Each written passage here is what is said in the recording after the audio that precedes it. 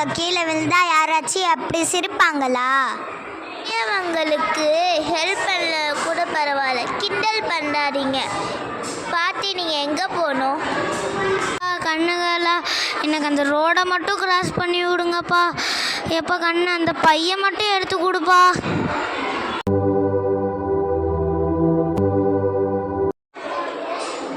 ரொம்ப நன்றிப்பா. தம்பி கொஞ்சம் இடம் கொடுப்பா. போங்க தாத்தா, நீங்கள் போனாதான் என்னால் வீடியோ கேம்லாம் விளையாட முடியும்.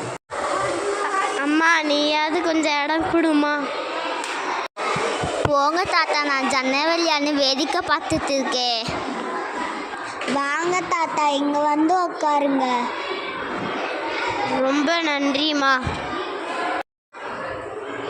வன்சிகா இங்கே வா, நம்ம ஷேர் பண்ணிக்கலாம்.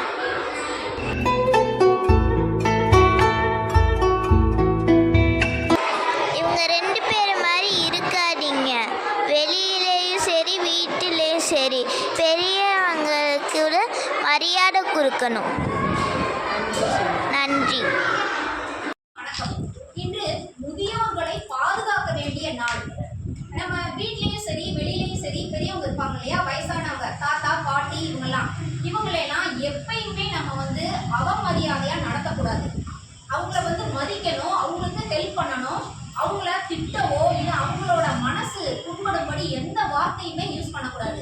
பொது இடங்கள்ல, அதாவது இந்த பேங்க்கு, ஹாஸ்பிட்டல், அதுக்கப்புறம் எங்கெல்லாம் பஸ்ஸு, இந்த மாதிரி பஸ் ஸ்டாப், இங்கெல்லாம் என்ன பண்ணணும், அவங்களுக்கு நம்மளால முடிஞ்ச ஹெல்ப்பை நம்ம பண்ணணும். அதுக்காக வேண்டி ஒரு உறுதிமொழி எல்லாரும் எடுத்துக்கோமா? முதியோர் கொடுஞ்செயல் எதிர்ப்பு உறுதிமொழி.